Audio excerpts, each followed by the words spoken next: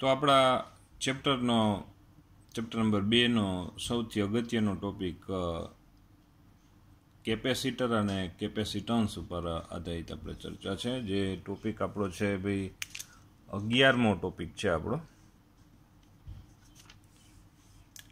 અને જેમાં કેપેસિટન્સ એક રાશિ છે અને કેપેસિટન્સને આપણે સી વડે આપણે દર્શાવવામાં આવશે. અને કેપેસિટન્સનો અર્થ છે આપણે વીજભાર જમા કરવાની ક્ષમતા. અને જે તંત્ર દ્વારા વીજભાર જમા થતો હોય તે તંત્રનું નામ છે કેપેસિટર, અને એ કેપેસિટરને આપણે ગુજરાતીમાં સંઘારક કહેવામાં આવે છે, એટલે સંગ્રહ કરે છે વીજભારનો. તો અહીંયા એક વાહકથી બનતું કેપેસિટર આપણે વિચારવાનું છે. એટલે કેપેસિટર એટલે તમારે એમ વિચાર કરવાનું છે કે જેમાં વીજભાર જમા થતો હોય અને જેમ વધારે વીજભાર એમાં જમા કરી શકાય તો એનું કેપેસિટન્સ એટલે એની ક્ષમતા વધુ છે એમ આપણે વિચાર કરવાનો. તો એક વાહકથી બનતું આ એક કેપેસિટર આપણે વિચાર કર્યો કે વાહક થઈ ગયો. જુઓ, હવે આ વાહક પર આપણે વીજભાર વધુ ને વધુ જમા કરતા જાય. આપણને ખબર છે કે વાહક ઉપર હંમેશા એની સપાટી ઉપર જ વીજભાર જમા થાય. આ સપાટી ઉપર વધુ ને વધુ શું થવા માંડ્યો? વીજભાર જમા થવા લાગ્યો. તો હવે આપણને ખબર છે કે ભાઈ આસપાસના વિસ્તારમાં હંમેશા વિદ્યુત ક્ષેત્રનું મૂલ્ય એ જમા થતા વીજભારના મૂલ્ય પર આધારિત હોય છે. એટલે કે જેમ જેમ છે ભાઈ વીજભાર વધતો જાય તેમ તેમ છે વિદ્યુત ક્ષેત્રનું મૂલ્ય વધતું છે. આજુબાજુનું વાતાવરણ છે હકીકતમાં અવાહક હોય છે, એટલે કે ડાયઇલેક્ટ્રિક હોય છે. જેમ કે અવાજ છે, ઉદાહરણ તરીકે વિચાર કરી લઈએ તો હકીકતમાં શું હોય છે કે ભાઈ અહીંયા છે ભાઈ હવા છે, પણ તેમાં અમુક અણુઓ તો છે ભાઈ માની લ્યો કે જેમાં ધન અને ઋણ વીજભાર તો હોય જ છે અણુઓમાં, બરાબર. તો આ જેમ જેમ આપણે વીજભાર વધારતા જશું તો માની લ્યો કે એમાં અહીંયા એક ઉદાહરણ તરીકે આપણે વિચાર કરી નાખીએ કે ભાઈ આ એક અણુ છે, એમ આપણે ઉદાહરણ તરીકે વિચાર કર્યો કે એનો એક ઋણ વીજભાર છે અને એક આ ધન વીજભાર છે. તો આ છે ભાઈ આ ગોળાનો જે વીજભાર છે એ આ ઋણ વીજભારને આકર્ષે, એટલે વિરુદ્ધ, અને ધન વીજભારને શું કરે? આમ અપાકર્ષણ બળ લગાડશે. તો ફાઇનલી શું થશે કે ભાઈ ઋણ વીજભાર પર આમ ગોળાની નજીક તરફ બળ લાગશે, ધન વીજભાર પર આમ દૂર તરફ લાગશે. તો આ બે વીજભારો આમ ધીમે ધીમે છૂટા પડશે. એક તબક્કે શું થઈ જશે કે પહેલાં આ વિદ્યુત ક્ષેત્ર એટલે કે આ ગોળાના વિદ્યુત ક્ષેત્રથી પહેલાં એ ધ્રુવીભૂત થશે, એટલે કે એના ધન અને ઋણ વીજભારો છૂટા પડે. અને પછી એક તબક્કે શું થઈ જાય કે સાવ ધન અને ઋણ વીજભાર છૂટા, એટલે કે બે પરમાણુઓ છૂટા પડી જાય અણુમાંથી. તો તેને આપણે શું કહેવામાં આવે? આયનીકરણ થઈ ગયું એમ કહેવાય. તો માની લો કે આપણો આ ધન વીજભારિત ગોળો છે અને એમાં આપણે એક ઉદાહરણ તરીકે આપણે વિચાર કરીએ કે આપણે વીજભાર છે વધારતા ગયા, પહેલાં 2 કુલમ કરતો, પછી 3 કર્યો, 4 કર્યો, આવી રીતે વધારતા ગયા, બરાબર. તો આપણે છે અહીંયા વિદ્યુત ક્ષેત્રનું મૂલ્ય વધતું ગયું. માની લ્યો છે અહીંયા વિદ્યુત ક્ષેત્ર ભાઈ 10 એકમ હતું, અહીં 20 એકમ થયું. આ એક ઉદાહરણ તરીકે વાત છે. પછી અહીં 30 એકમ થયું, એક ઉદાહરણ તરીકે વાત છે, બરાબર. તો હવે 30 એકમ કરતાં જો વધારે વિદ્યુત ક્ષેત્ર થાય તો આના હવાના આવી રીતે ભાઈ પરમાણુઓ છૂટા પડી જાય, એટલે કે આયનમાં રૂપાંતરિત થઈ જાય. એમાં ધન વીજભાર દૂર ચાલ્યા જાય, ઋણ વીજભાર શું આવશે? ગોળાની નજીક આવે. માની લ્યો કે અત્યારે આ ગોળા ઉપર ઉદાહરણ તરીકે 4 કુલમ વીજભાર છે અને વિદ્યુત ક્ષેત્ર 30 છે. હવે છે આને જુદા પાડવા માટે ઉદાહરણ તરીકે હું એમ કહું કે 30 કરતાં સેજ વધુ વિદ્યુત ક્ષેત્ર હોય ને, 30.5 એકમ જેટલું વિદ્યુત ક્ષેત્ર હોય ને, તો એ આ છે બંને અણુઓમાંથી પરમાણુઓ શું પડી જાય? છૂટા પડી જાય. એની ઘટનાને આપણે શું કહેવામાં આવશે? આયનીકરણ.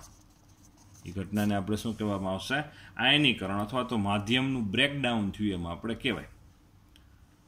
તો હવે જેવું આપણે 4 કુલમ કરતાં આના પર વધારે વીજભાર જમા કરવાની કોશિશ કરશું, બરાબર, જોજો 4 કુલમ કરતાં વધુ વીજભાર જમા કરવાની જેવી કોશિશ કરશું તો વિદ્યુત ક્ષેત્ર 30 એકમ કરતાં આસપાસના વિસ્તારમાં વધી જશે. 30 એકમ કરતાં વધી જાય એટલે તરત જ શું થઈ જાય? આયનીકરણ ચાલુ થાય. અને આયનીકરણમાં ઋણ વીજભાર એટલે કે આ ગોળા ઉપર જે વીજભાર હોય એનું વિરુદ્ધ વીજભાર છે ગોળા ઉપર આવી જાય, અને આ ગોળાનો વીજભાર શું કરવા લાગે? તટસ્થ કરવા લાગે.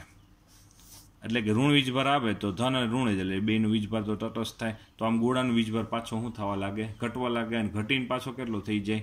માની લ્યો કે 4 થઈ જાય. તો વિદ્યુત ક્ષેત્ર પાછું જે 30.5 થઈ ગયું હતું માની લ્યો, તો એ ઘટીને પાછું શું થઈ જાય? 30 થઈ જાય. તો પાછું આયનીકરણ થતું શું થઈ જાય? બંધ થઈ જાય. આમાં ગોળા ઉપર છે આપણે વીજભાર, એવું આપણે અત્યારે ઉદાહરણ પૂરતું એવો વિચાર કરી શકીએ કે ગોળા ઉપર આપણે વીજભાર છે 4 એકમ કરતાં વધારે કરી શકતા નથી. આ એની એક વીજભાર જમા કરવાની શું થઈ ગઈ? ક્ષમતા થઈ ગઈ, એવું આપણે વિચાર કરી શકાય. તો ફરીથી આપણે વિચાર કરીએ કે આપણે જો ગોળા ઉપર વીજભાર 2 કુલમ રાખ્યો તો વિદ્યુત ક્ષેત્ર 10 એકમ થયું, 3 એકમ રાખ્યો તો વિદ્યુત ક્ષેત્ર 20 થયું, 4 એકમ રાખ્યો તો આસપાસના વિસ્તારમાં 30 એકમ વિદ્યુત ક્ષેત્ર થયું. હવે આસપાસના વિસ્તારોમાં અવાહક માધ્યમનું આયનીકરણ થવા માટે, એટલે કે એના ઋણ અને ધન વીજભારો છૂટા પડવા માટે માની લો કે ઉદાહરણ તરીકે વિદ્યુત ક્ષેત્ર 30.5ની જરૂરિયાત છે.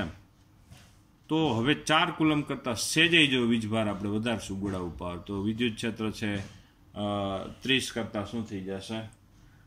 વધી જશે. અને 30 કરતાં જો વિદ્યુત ક્ષેત્ર વધી જાય તો અહીંયા આયનીકરણ ચાલુ થઈ જાય. ઋણ વીજભાર છે એ ગોળા ઉપર આવી જાય અને ગોળાનો વીજભાર પાછો તટસ્થ થવા લાગે. એટલે ગોળાનો વીજભાર છે પાછો 4 કરતાં જે વધી ગયો એ વધીને પાછો ઘટીને પાછો શું થઈ જાય? 4 એકમ થઈ જાય. આમ ગોળા પર વીજભાર છે 4 કુલમ કરતાં વધારી શકાતો નથી. આમ ગોળા ઉપર આપણે એમ કહી શકીએ કે વીજભાર જમા કરવાની એક ક્ષમતા છે, એને એ ક્ષમતા કરતાં વધારે વીજભાર નથી જમા કરી શકાતો. અને એ વીજભાર જમા કરવાની ક્ષમતાને જ આપણે કેપેસિટન્સ નામની રાશિથી વ્યાખ્યાયિત કરવામાં આવે છે. તો તેમાં દરેક તબક્કે આપણે એમ વિચાર કરી શકાય અત્યારે કે ભાઈ આ દરેક તબક્કે ગોળા પરનો ક્યુ વીજભાર અને સ્થિતિમાનનો ગુણોત્તર અચળીએ. શું કામ એને અચળીએ? કારણ કે V બરાબર KQ છેદમાં વીજભારિત ગોળાની સપાટી ઉપર સ્થિતિમાન V બરાબર KQ છેદમાં R આવશે. Q વધે તો સ્થિતિમાન નહીં. આપને ખબર છે કે ભાઈ સ્થિતિમાનનું સમીકરણ શું છે? ભાઈ KQ છેદમાં R છે. Q વધે તો V પણ વધશે. તો Q અને B નો ગુણોત્તર આપણે જો વિચાર કરો તો V ને આ બાજુ લઈ જાઓ તો અહીંયા શું આવશે? R અપોન ભાઈ K આવશે. અને K ને આપણે 1/4πε0 કરી નાખો તો અહીંયા 4πε0 પાછા ઉપર આવી જશે. તો અહીંયા દરેક તબક્કે છે Q અને V નો ગુણોત્તર અચળ, એની અચળનું નામ પાડીશું આપણે કેપેસિટન્સને. કેપેસિટન્સને આપણે C વડે આપણે દર્શાવશું.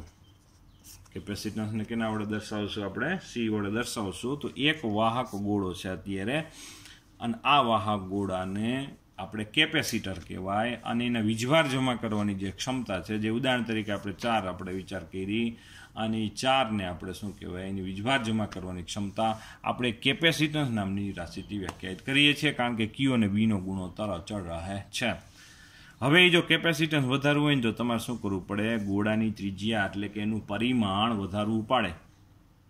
પરિમાણ, આમ કેપેસિટન્સ છે એ 2 બાબત ઉપર આધારિત છે, કે ગોળાનું પરિમાણ, બીજું ε0 એ માધ્યમ ઉપર આધારિત છે.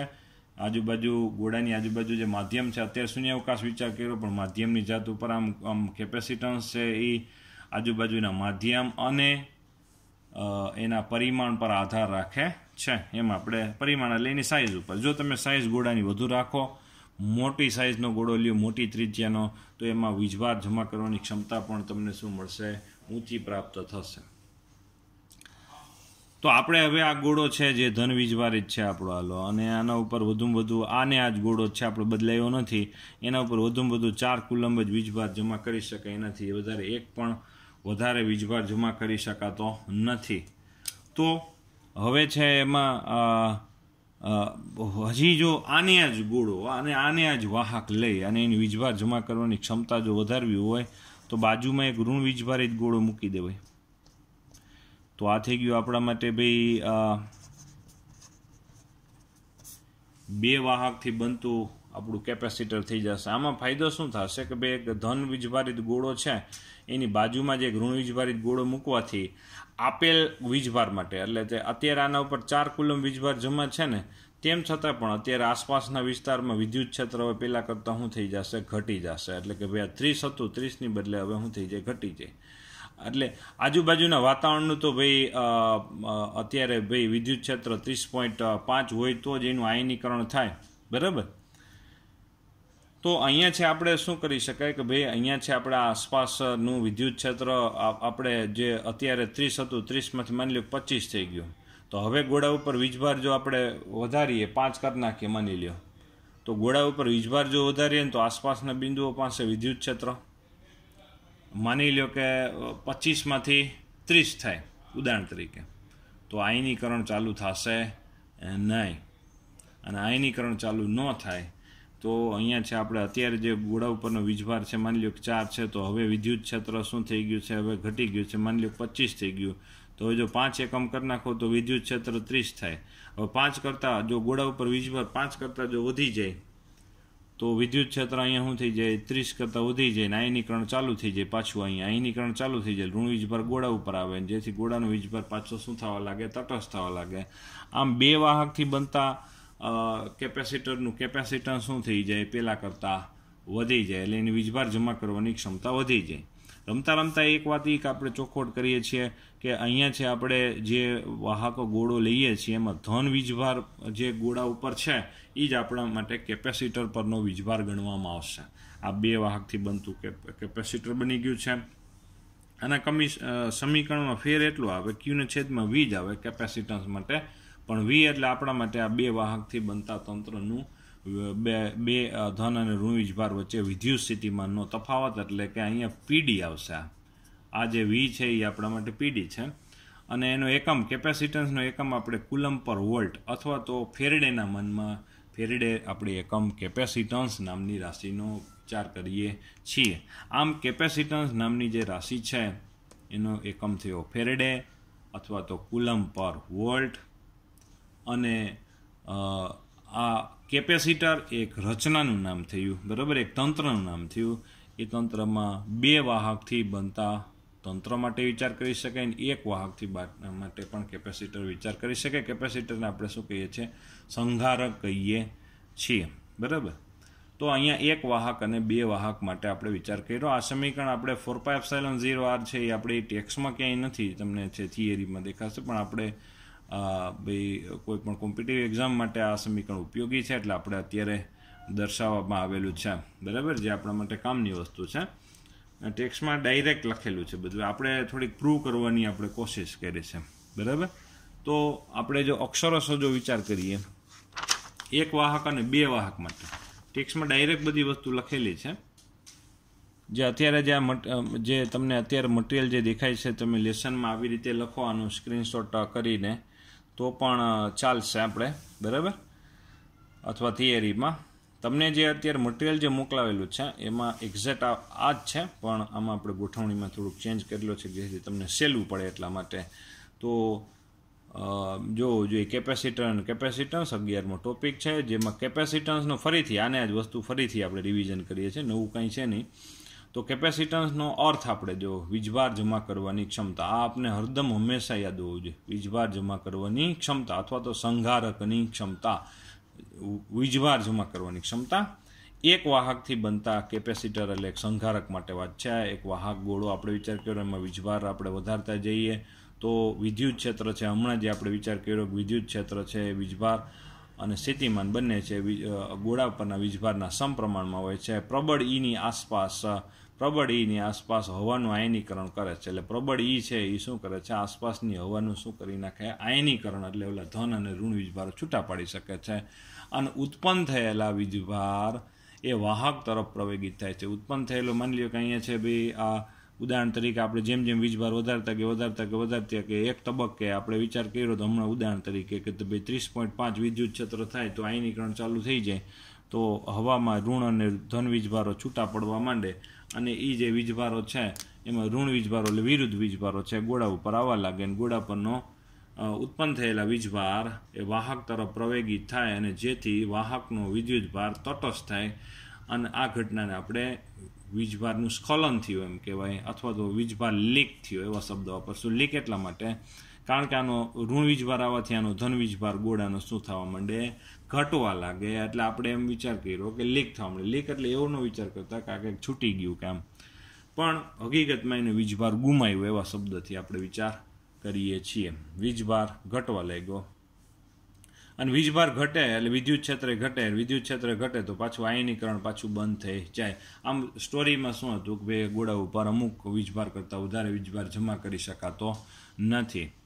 તો જે મહત્તમ વિદ્યુત ક્ષેત્ર અહીંયા આ માધ્યમ ખમી શકે એના માટે એક બે રાશિ છે. મહત્તમ વિદ્યુત ક્ષેત્ર માટે ડાયઇલેક્ટ્રિક સ્ટ્રેન્થ, જો વ્યાખ્યા પ્રમાણે છે, અક્ષરશો જો વિચાર કરીએ એની વ્યાખ્યા, તો ડાયઇલેક્ટ્રિક એટલે કે અવાહક, જે આજુબાજુનું છે અવાહક માધ્યમ છે ને, એ અવાહક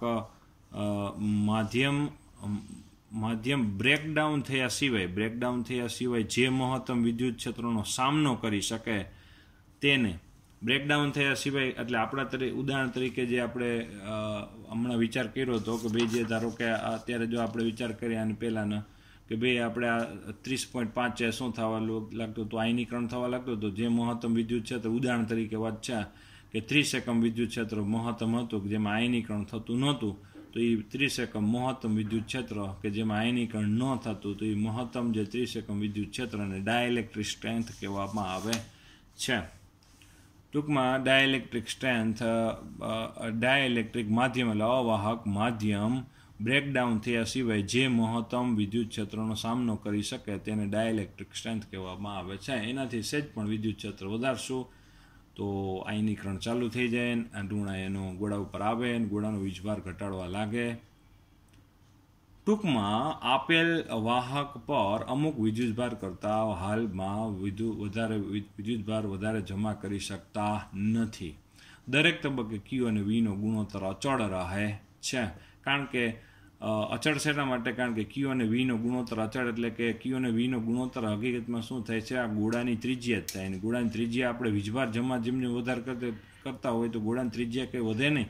એટલા માટે આપણે શબ્દ વાપરીએ છીએ કે Q અને Vનો ગુણોત્તર અચળ રહે છે. અને એ અચળને આપણે કેપેસિટન્સ નામની રાશિથી વ્યાખ્યાયિત કરીએ છીએ. અને કેપેસિટન્સને સંજ્ઞામાં C વડે દર્શાવવામાં આવે છે. C બરાબર Q/V, V બરાબર KQ/R. આ Q ઉડી જાય તો અહીંયા આવે R/K. K એટલે 1/4πε0, 4πε0 ઉપર આવી જાય. Cનો એકમ ફેરેડે અથવા તો છે કુલમ પર વોલ્ટ લેવામાં આવે છે.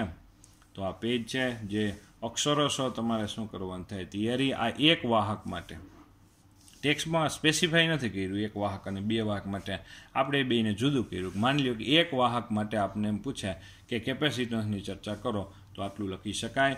અને આને આ ટોપિકમાં બે વાહક માટે આપણે કેપેસિટન્સની પણ ચર્ચા થાય. બે વાહકથી બનતું કેપેસિટર, આ ભાઈ બે વાહકથી બનતું કેપેસિટર થઈ ગયું.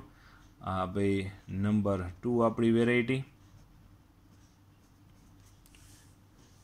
એટલે હવે આપણે જે પહેલાંની સમસ્યા હતી કે એક વાહક ગોળાથી બનતા તંત્ર હતું, એનું કેપેસિટન્સ આપણે તમને ખબર હોય તો અમુક વેલ્યુ કરતાં આપણે વધારી ન શકતા. એટલે આપણે શું કર્યું તો હમણાં જ આપણે સમજ્યું પણ બાજુમાં એક ઋણ વીજભારિત ગોળો મૂકી દીધો, જેથી આસપાસના વિસ્તારમાં વિદ્યુત ક્ષેત્ર શું થઈ ગયું, પહેલાં કરતાં ઘટી ગયું. એટલે જેથી શું થાય, આપણે ગોળા ઉપર વધુ વીજભાર જમા કરીએ તો પણ વાંધો આવતો નથી.